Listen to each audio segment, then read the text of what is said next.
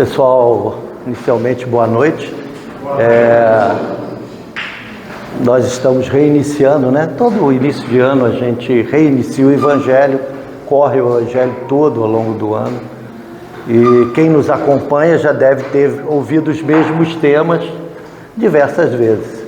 Mas uma verdade seja dita, toda vez que algum palestrante vai falar esse tema, e esse é um tema do qual eu já falei, os outros palestrantes também já falaram, já conversaram, né? Ele sempre acaba tendo um enfoque diferente. Então, apesar da gente correr todo ano, né, todos os 26 capítulos, 28, né, 28 capítulos, toda vez que a gente corre os 28 capítulos, acaba sendo um pouquinho diferente. E quanto ao maravilhoso que eu brinquei com a palestrante aqui, é que realmente, se há uma coisa que o Caminho da Luz oferece e algumas pessoas acabam não se aproveitando disso, e que se eu posso falar alguma coisa, que conselho, se fosse bom, se vendia, né? Não dava, né? É uma realidade isso, né?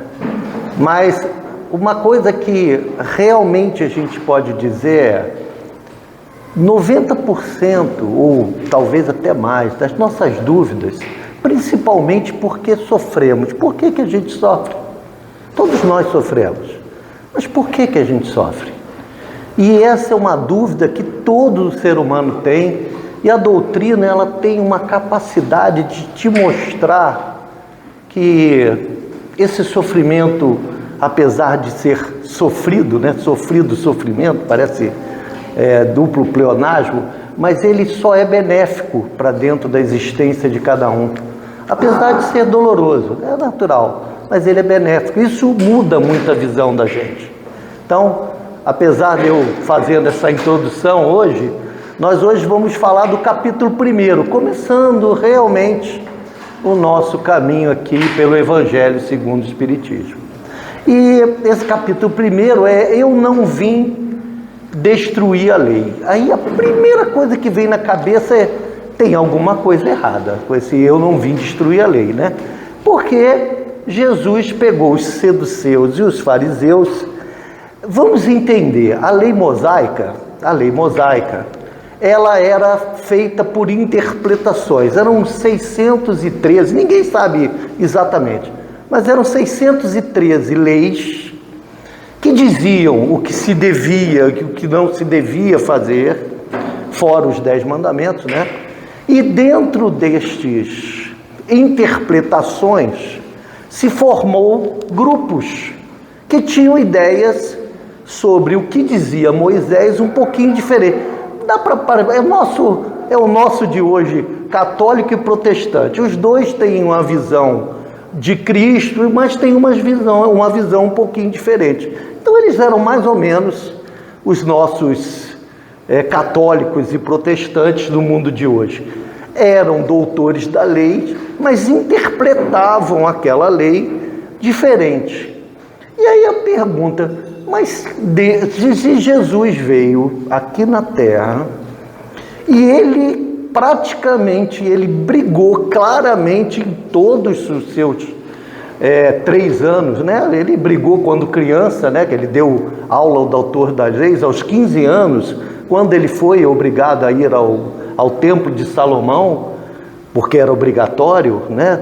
A passagem do garoto ao homem, com 15 anos se virava homem, e aos 15 anos você tinha que ir ao Templo de Salomão oferecer uma oferenda para marcar esse momento. E Jesus, quando foi, ele praticamente deu uma aula, né? Tem isso, todo mundo, quem conhece a Bíblia um pouquinho, já ouviu falar disso.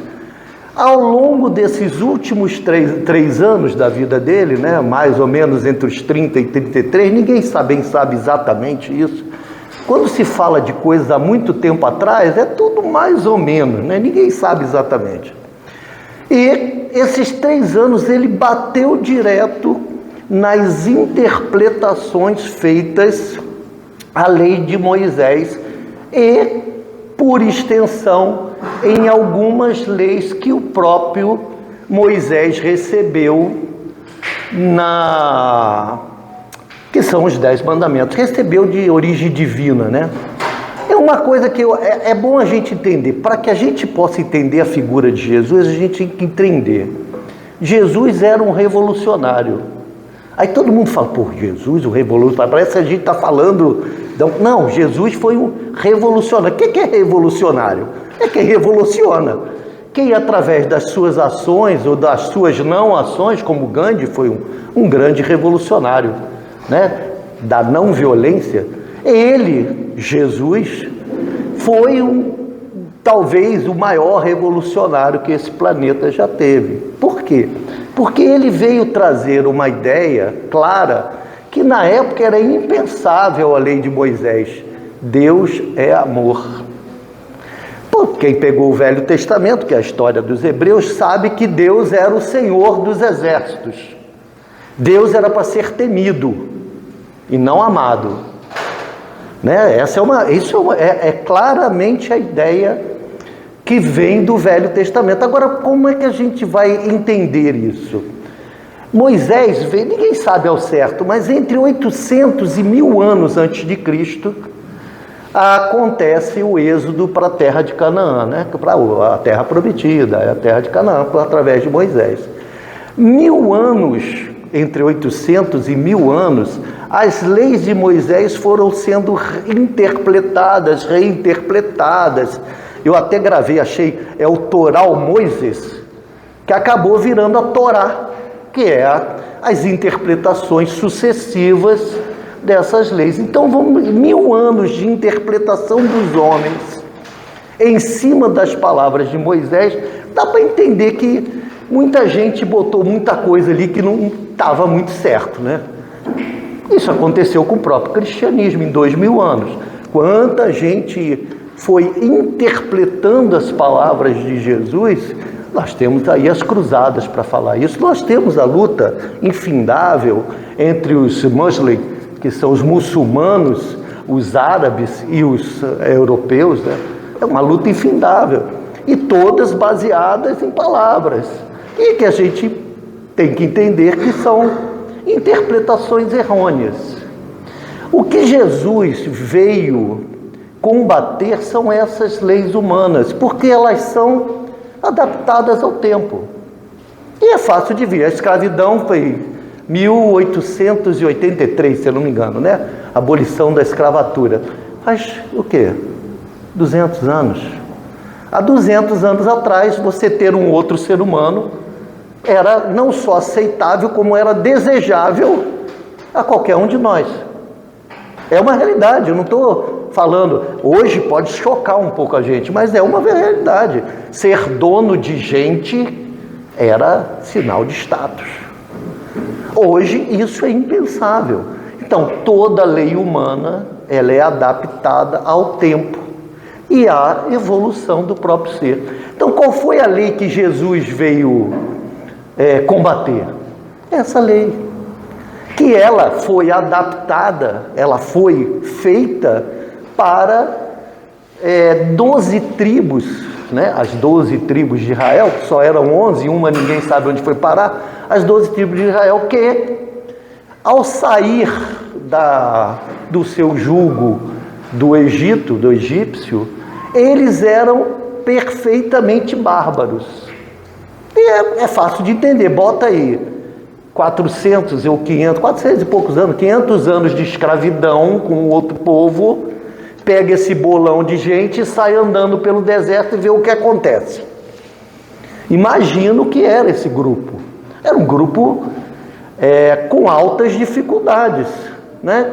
E precisavam de uma lei que fosse, por favor, uma lei que fosse rigorosa, pesada.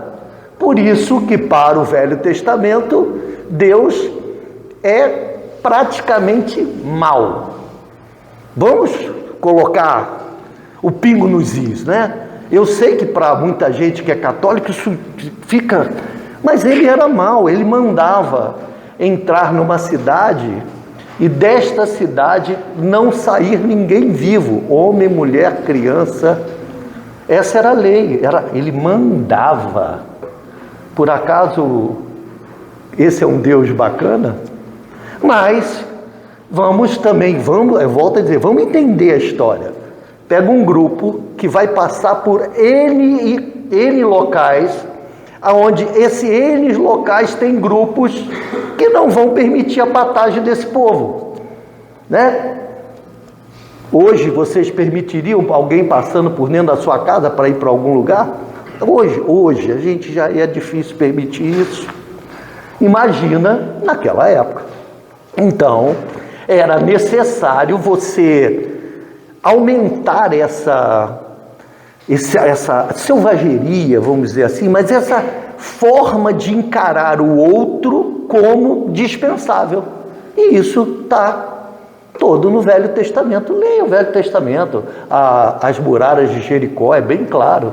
As muralhas tinham que cair para dentro, não podia cair para fora. Quem já leu sabe disso. Então, assim, o que Jesus veio realmente se postar contra? Contra essa parte da lei. Porque a parte recebida por Moisés lá nos 10 mandamentos, né? Era um médium, vamos cá entre nós, para que a gente que conhece a mediunidade, né? Era um médium de uma força e um homem de uma inteligência fantástica. E eu vou dizer por quê.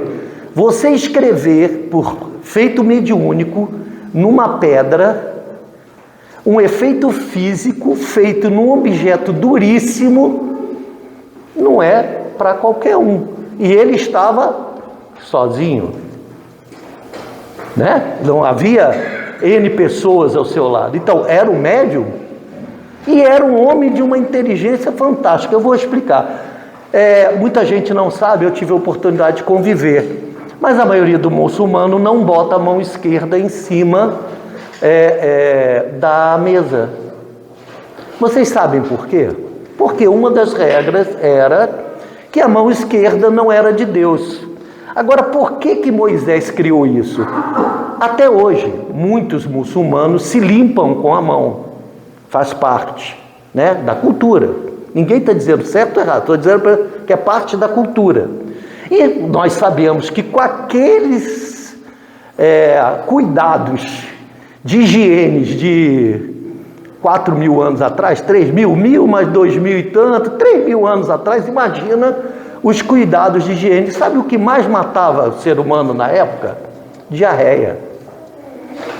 O que mais matava o ser humano é problemas intestinais.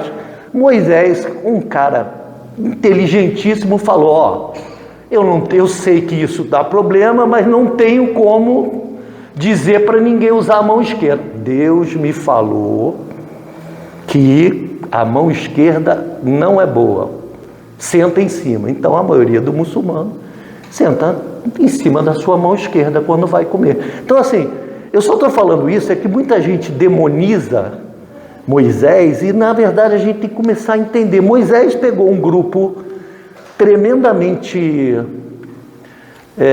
grosseiro, um grupo que tinha acabado de ficar a sua existência toda sobre a escravidão, e uma escravidão pesada. Você imagina, se a escravidão no Brasil já era pesada, bota lá no tempo de Moisés, como era a escravidão naquele tempo. Então, e veio andando com esse povo, pelo que dizem, 40 anos, né? Tanto que, se a gente raciocinar que a média de vida do ser humano era 30, quem começou a caminhada não chegou em Israel, né? A média de vida na época era 30 e pouquinho. Se ele levou realmente 40 anos, quem saiu não chegou. Então, para que pudesse fazer isso tudo, era necessário leis fortes. E Jesus veio claramente bater nessas leis. E ele demonstrou um amor, que Deus era um amor tão grande, que muita gente não sabe, mas Jesus chamava o pai de Abba. Abba é papaizinho, que é Abak, que é o pai, né? E ele chamava Abba. Como a gente chama mãe, em vez de mamãe, né? Ô mãe, dá um chega aí, ajuda aí, né?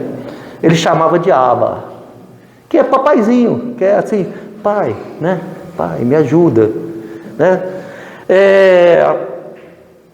Quando ele faz esses anos todos, esses 3 anos, ele luta como um revolucionário contra essas leis que eram tão pesadas vindo de Moisés, né? Na época do judaísmo, né? Que até hoje, ele acabou sendo tão incompreendido que, não sei se vocês sabem, mas até hoje estão esperando a chegada dele. Moisés, ainda, quem é muçulmano, em geral, quem é israelita, né? Ele acredita que um dia chegará o Salvador. Um dia, que não chegou. Então você vê, ele não foi compreendido nem no próprio povo. Por quê? Porque era tão forte a mensagem dele frente ao que existia de ideia na época, ao que existia de valores na época, que mesmo o muçulmano, mesmo na época o israelita, né, que é a formação de todo muçulmano e judeu é israelita, né? Então mesmo o israelita até hoje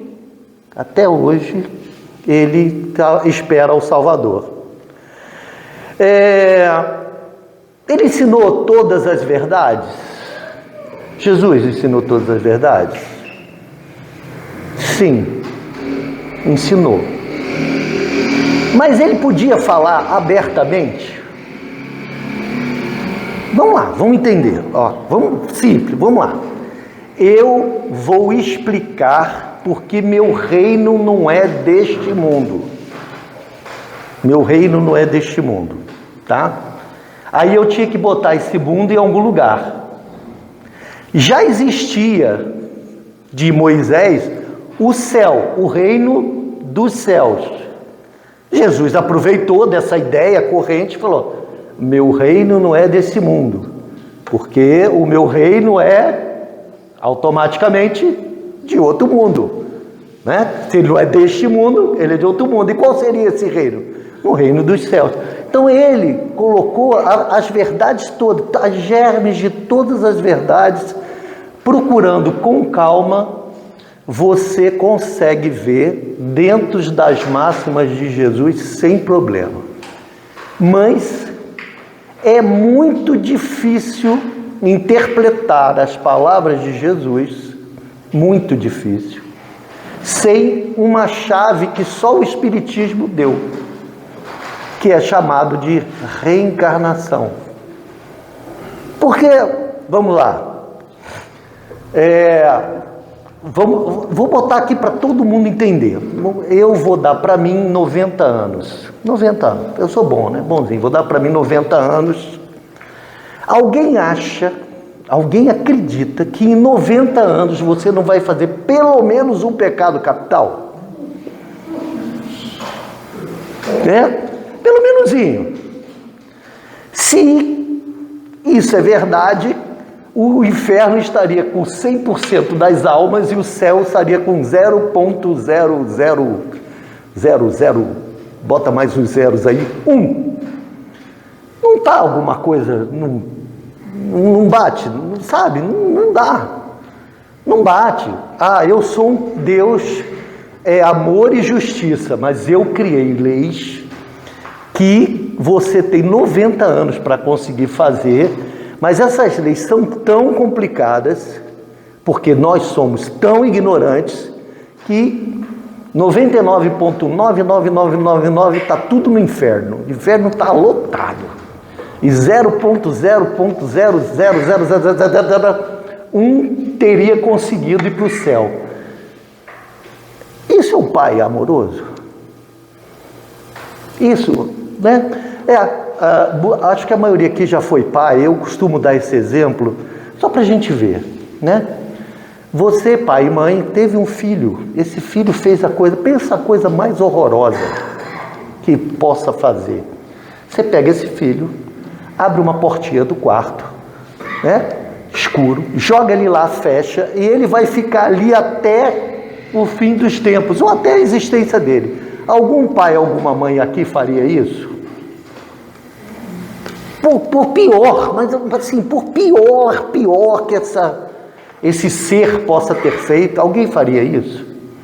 Você acha que essa entidade, eu não gosto de personalizar Deus, né? Mas essa energia que um dia criou o universo e que mantém, né? Ele criou e mantém. E é bacana, quer ver uma coisa? Hoje nós temos a teoria do Big Bang. O que era Big Bang? Tudo quanto é matéria na forma de energia num único ponto no universo e no resto tudo escuro. E de repente, ninguém sabe por quê, explodiu e tudo se transformou em energia e calor. Sabe o que dá energia e calor? Luz. Né? E na Bíblia tem assim: Deus estava sobre as águas, porque a água é o elemento criador do universo, né? Pelo menos o homem da época, vamos botar isso lá, não, isso é da época de Moisés, quase 4.000 anos para trás. Então, e aí Deus falou: faça-se a luz, e a luz se fez. Não é a teoria do Big Bang colocado claramente?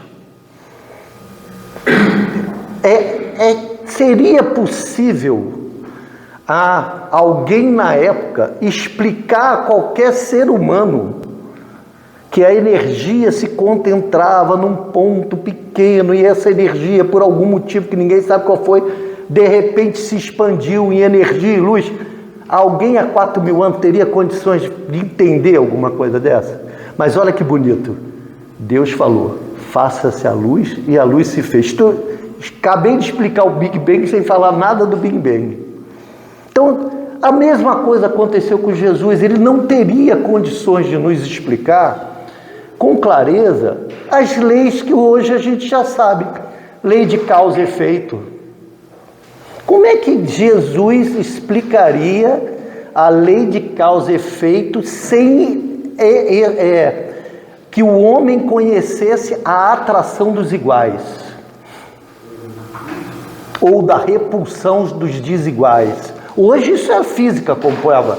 Não estou falando nada de diferente, mas a física, nossa, a ciência, já comprovou claramente isso. E isso é a base da lei de atração. E a lei de atração é a base para a lei de causa e efeito. E a lei de causa e efeito é a causa básica por que sofremos. Só tem que, se eu não consigo explicar essa base aqui, como é que eu vou fazer esse edifício? Como é que eu vou explicar esse edifício se eu não consigo nem dizer para alguém que, olha, os iguais se atraem e os diferentes se repelem? Só tem que hoje, qualquer criança do primário sabe disso. Qualquer criança. Só tem que na época de Jesus não dava. Então, o que aconteceu com Jesus? Ele colocou um monte de parábolas, mas algumas delas nos parecem totalmente destituídas de sentido. Por exemplo, se não voltardes a nascer de novo, não conhecereis o reino do céu. Como é o nome dele?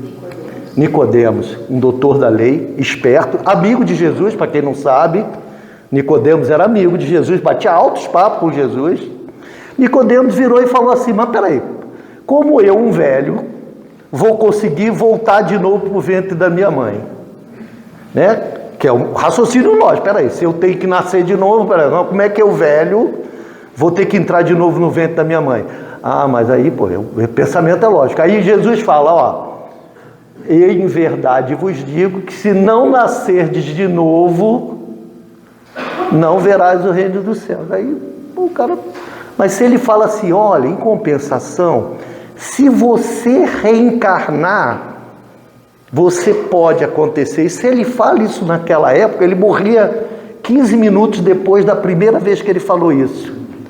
Imagina um centurião romano, e para quem não sabe, a força colocada junto aos homens era o centurião. O centurião romano era o que comandava realmente a Força Armada. O resto era tudo mais político. Mas quem...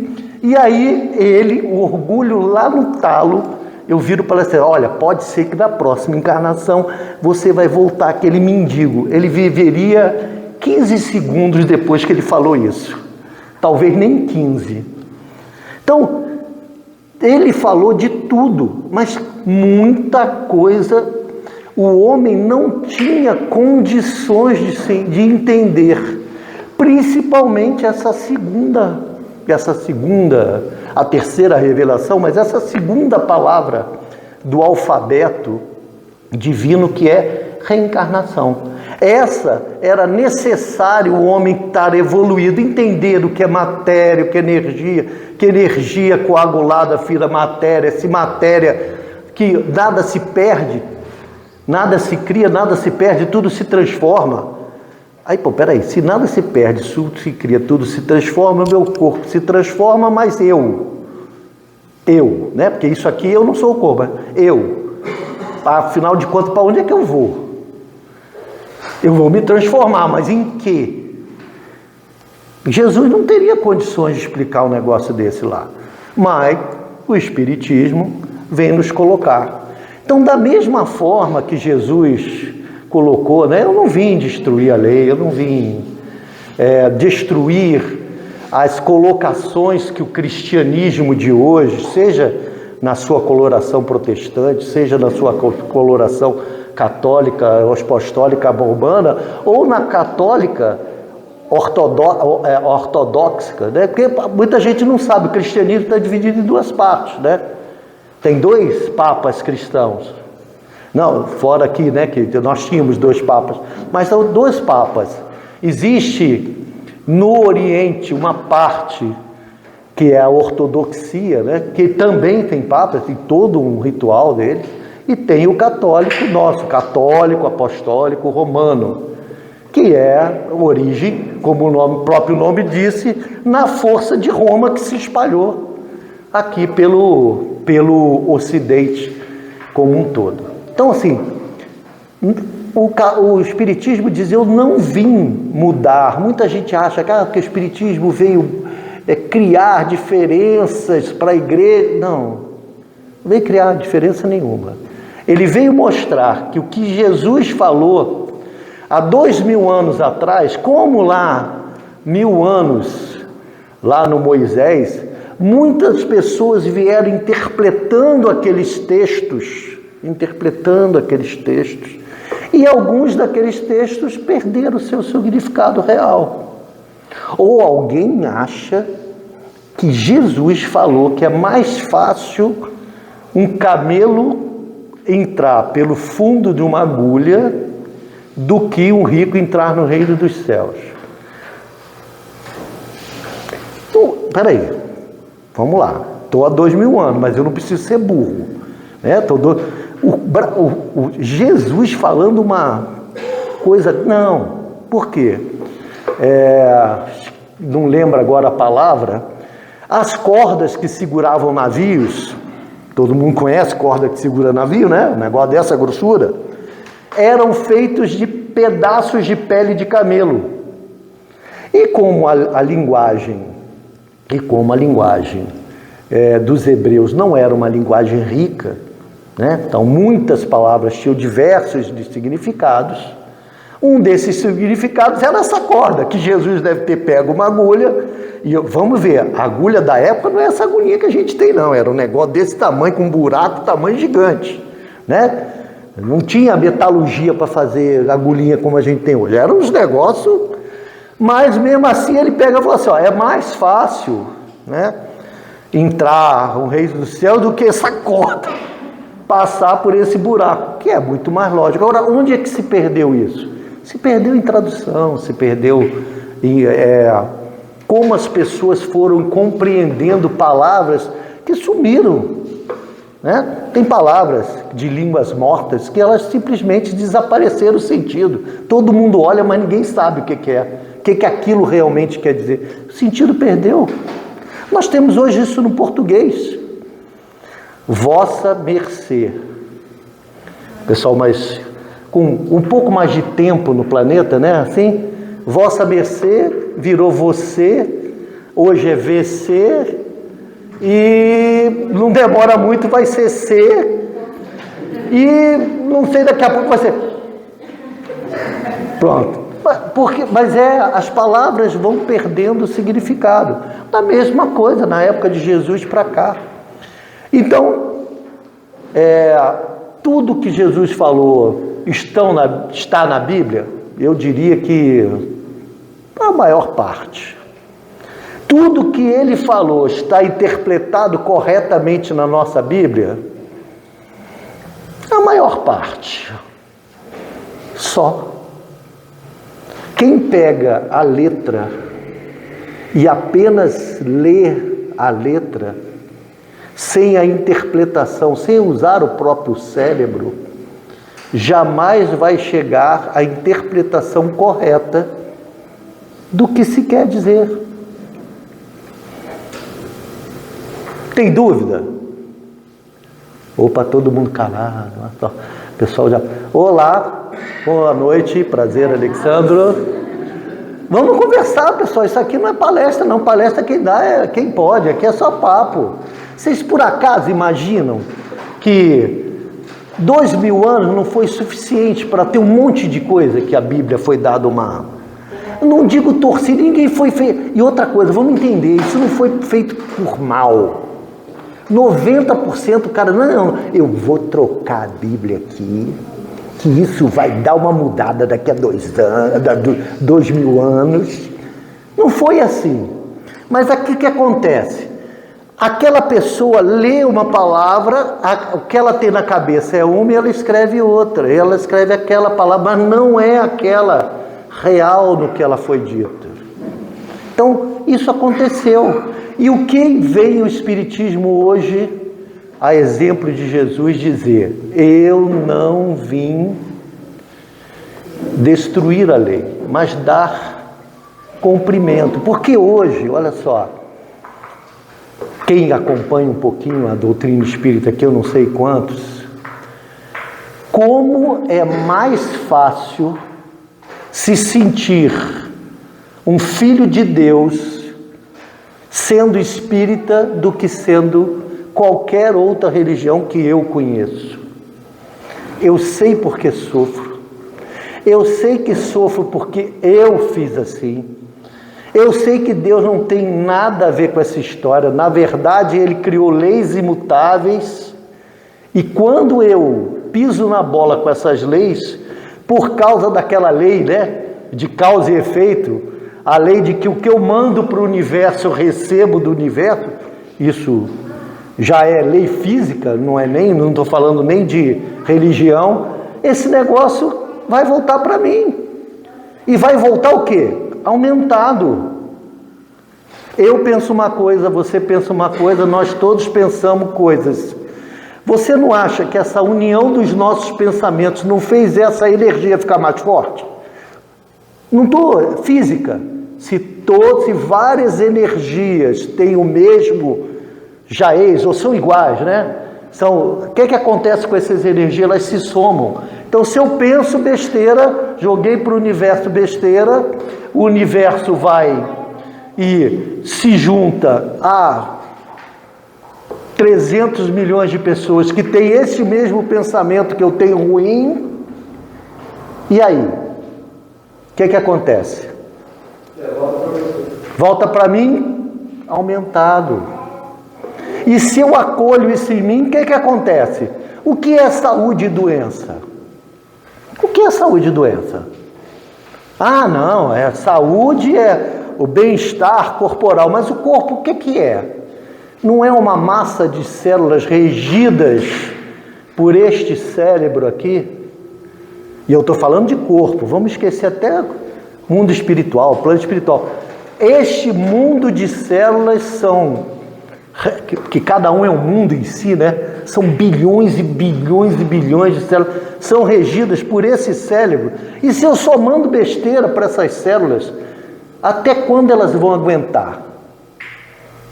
Até quando?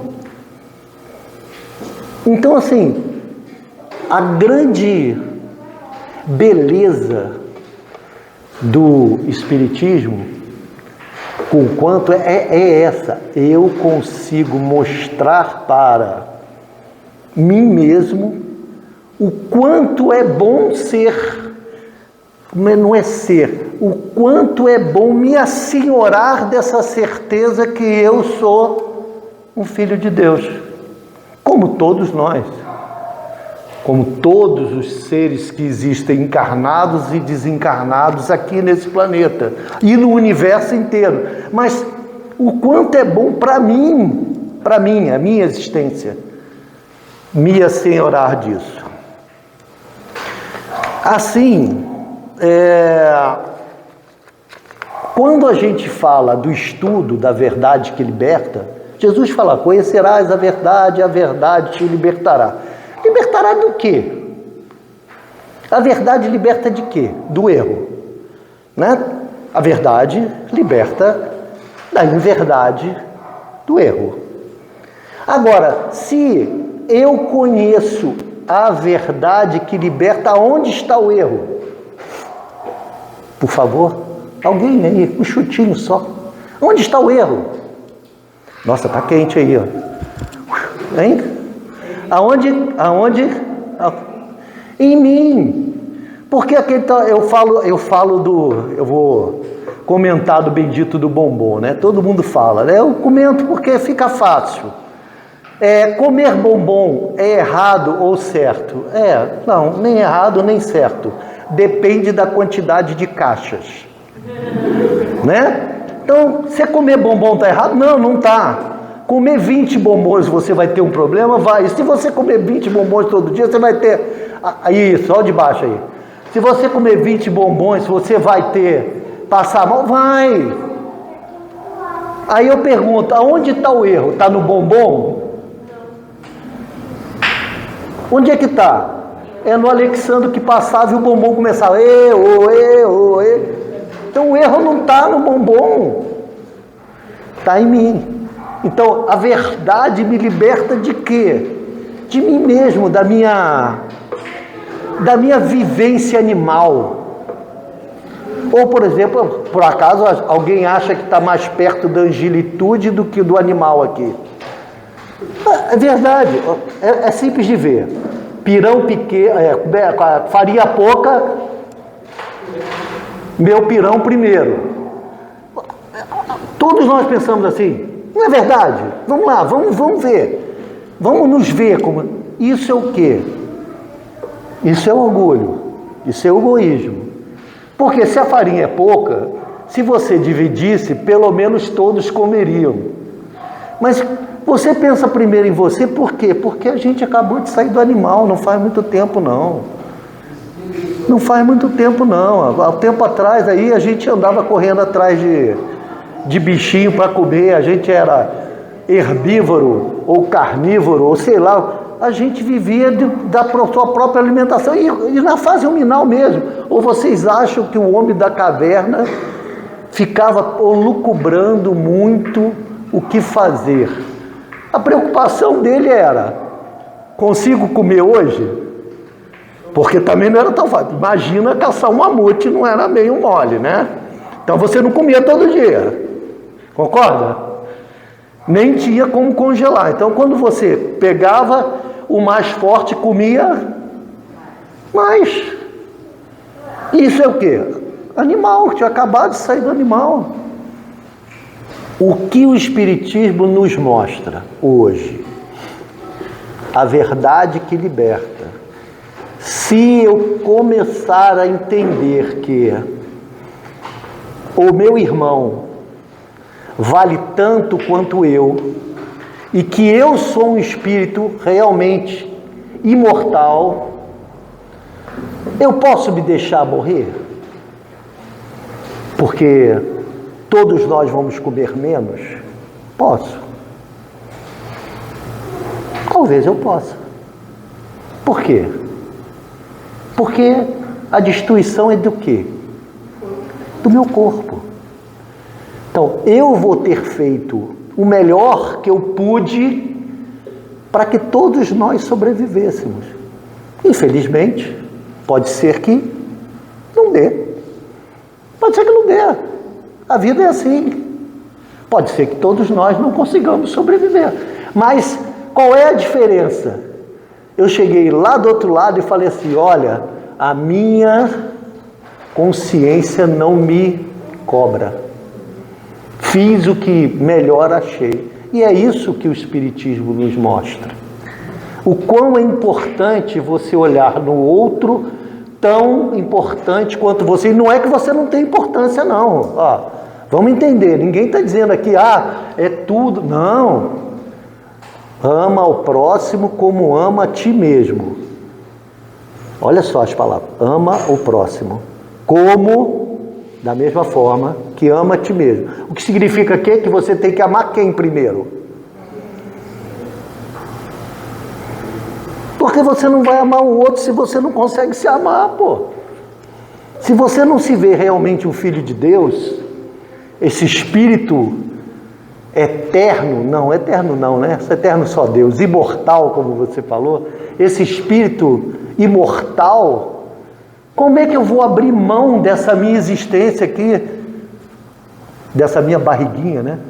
Já imaginou uma semana sem comer? Né? Mas de qualquer forma... eu aqui posso ficar quase um mês. O que eu tenho de reserva para gastar... Mas a verdade é essa. Quando eu chegar do outro lado, eu vou chegar melhor ou pior? E eu vou viver mais lá do outro lado ou do lado de cá?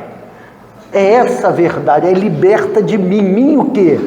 Do meu orgulho, do meu egoísmo, dessa forma de ver eu, o meu pirão primeiro. E não é tão fácil não, vamos lá, não é fácil não. Vamos entender também, nós somos terceirona. É que eu falo, mas pelo menos agora eu sei, antes de ser espírita, que eu não sei da minha última encarnação, quase com certeza não fui, mas mais para trás eu não sabia, eu fazia o que fazia sem saber. Hoje eu sei.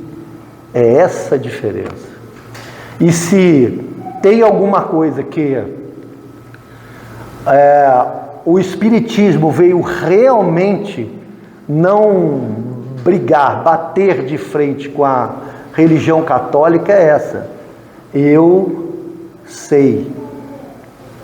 Eu entendo o que Jesus falou. Às vezes eu falo, eu só vou falar mais uma vez. A maioria aqui acredita em Deus. Por favor, quem acredita, levanta o braço. Eu não acredito. Eu não acredito. Eu sei. É essa a diferença. E por que eu sei? Lembra que eu falei lá do Big Bang, não sei o quê? Tinha lá um pontinho, esse pontinho explodiu. Se ele tivesse um átomo de antimatéria mais do que matéria, esse universo não existiria. Um átomo. Isso é provado, a física. Não estou falando nada demais, não, física. Toda a matéria estava junto. Se houvesse um átomo dessa matéria escura, antimatéria, cada um fala agora, um átomo a mais do que matéria, todo esse universo teria falhado, teria deixado de existir. Aí eu pergunto, não teve um cara que falou assim, não, peraí, vamos botar uma molécula a mais para dar certo? Né? E esse mesmo cara, ele pega a tal da lei da teoria do caos. O homem hoje sabe que pequenos efeitos numa coisa muito complexa, pequenos efeitos aqui embaixo criam grandes diferenças aqui em cima. Ou seja, se eu tenho um efeito, imagine aquela sala de bolinhas, né? Sala de bolinha. Aí eu tiro uma bolinha aqui embaixo, aquela bolinha vai se acomodando até que aqui em cima se acomoda um monte de bolinha. Isso é provado, é a teoria do caos. Aí eu pergunto, o universo apresenta caos? A gente vê caos no universo? Não vê. Mas todos os sistemas complexos tendem para o caos. Lei física, todo sistema complexo tende para o caos. Se o universo não é um caos, e se a gente parar e pensar que eu não consigo conceber nenhum sistema mais complexo que o universo, se alguém conhecer um mais complexo que o universo, por favor, levante a mão. Né? Eu não conheço, e não é um caos. E não é por quê? Porque tem uma energia que criou esse universo e que o mantém. A gente dá um monte de nome para essa energia. Quem é do Ocidente chama de Deus. Quem é árabe chama de Javé. Né? É uma questão de dar nome. Mas eu não acredito que Deus exista. Eu sei. É essa a diferença. E é isso que o Espiritismo busca nos dar. Essa certeza. E pela atenção de vocês, obrigado.